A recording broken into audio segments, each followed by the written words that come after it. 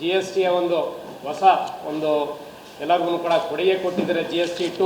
ಇದರಿಂದ ಮಧ್ಯಮ ವರ್ಗದವರು ಮತ್ತು ಬಡವರಿಗೆ ಹೆಚ್ಚಿನ ಒಂದು ಸೇವಿಂಗ್ಸನ್ನು ಹೆಚ್ಚಿಗೆ ಖರ್ಚು ಮಾಡೋದಕ್ಕೆ ಅವರಿಗೆ ಮನೆಯಲ್ಲಿ ಸೇವಿಂಗ್ಸನ್ನು ಕೊಟ್ಟಿದ್ದಾರೆ.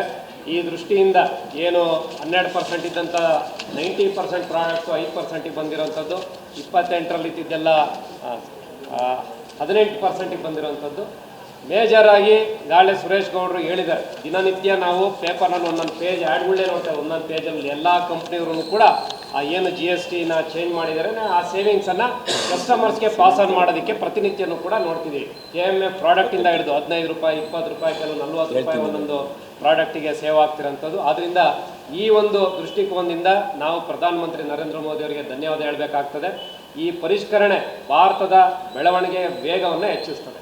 ನಮ್ಮ GDPಗೆ ಏನು ಒಂದು 8-8% ಇದೆ, ಖಂಡಿತವಾಗ್ಲೂ ಇನ್ನೂ 1% ಜಾಸ್ತಿ ಆಗ್ತದೆ. ಈ GST ರಿಫಾರ್ಮ್ಸ್ ತಂದಿರೋಂಥದ್ದು ಭಾರತದ GDP ಗ್ರೋಥ ವೇಗವನ್ನು ಹೆಚ್ಚಿಸ್ತದೆ. ಈ ಹೆಚ್ಚಳದಿಂದ ಏನು ಸಣ್ಣ ಪುಟ್ಟ ಇವರಿಗೆ ಲಾಸ್ ಅಂತ ಏನು ಅನಿಸುತ್ತೆ ಅದು ಅದರಲ್ಲಿ ಮೇಕಪ್ ಆಗ್ತದೆ. ಇಂಡಸ್ಟ್ರೀಸ್ಗಳು ಜಾಸ್ತಿ ಕೆಪಾಸಿಟಿ ಮಾಡಬೇಕಾಗ್ತದೆ, ಉದ್ಯೋಗ ಜಾಸ್ತಿ ಸಿಗುತ್ತೆ, ದೇಶದಲ್ಲಿ ಟ್ರೇಡಿಂಗ್ ಜಾಸ್ತಿ ಆಗ್ತದೆ, ದುಡ್ಡು ಕೈ ಬದಲು ಜಾಸ್ತಿ ಆಗ್ತದೆ. ಆದ್ದರಿಂದ GST2 ಏನು ನರೇಂದ್ರ ಮೋದಿಯವರು ದಸರಾ ಹಬ್ಬದ ಪ್ರಯುಕ್ತ ಕೊಟ್ಟಿದ್ದಾರೆ, ಇವತ್ತು ಅನುಷ್ಠಾನ ಆಗಿದೆ ಇವತ್ತಿಂದ. ಇದು ದೇಶದ ಅಭಿವೃದ್ಧಿಗೆ ಇವತ್ತು ನಾಂದಿ ಆಡುತ್ತೆ ಮತ್ತು ಏನು ಆತ್ಮನಿರ್ಭರತೆಗೂ ಕೂಡ ಹೆಚ್ಚಿಗೆ ಒತ್ತನ್ನು ಕೊಟ್ಟಿದ್ದಾರೆ. ಈ ಅಮೆರಿಕ ಮತ್ತೊಂದು ಏನು ಒತ್ತಡಗಳು ಆಗ್ತಿದೆ ನಮಗೆ, ಟ್ಯಾಕ್ಸ್ಗಳು ಹಾಕಿ 50% ಇರ್ಬೋದು, ವೀಸಾ ಇರ್ಬೋದು, ಇವೆಲ್ಲವನ್ನು ಕೂಡ ಹೋಗ್ಲಾಡ್ಸೋದಕ್ಕೆ ನಾವು ಹೆಚ್ಚಿಗೆ ಸ್ವದೇಶಿ ಒಂದು ವಸ್ತುಗಳನ್ನು ಖರೀದಿಸಬೇಕು ಅಂತಲೂ ಕೂಡ ಕರೆ ಕೊಟ್ಟಿದ್ದಾರೆ.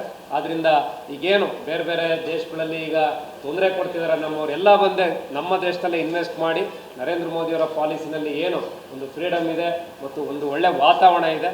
ಭಾರತ ದೇಶವನ್ನು 2047ರಷ್ಟಕ್ಕೆ ದೊಡ್ಡ ನಮ್ಮ ಇಡೀ ವಿಶ್ವದಲ್ಲಿ ನಂಬರ್ 1 ಸ್ಥಾನ ತಗೊಂಡೋಗೋದಕ್ಕೆ ಇದು ಒಂದು ದೊಡ್ಡ ಹೆಜ್ಜೆ ಅಂತ ನಾನು ಈ ಸಂದರ್ಭದಲ್ಲಿ ಹೇಳಕ್ಕೆ ಇಚ್ಛಪಡ್ತೀನಿ.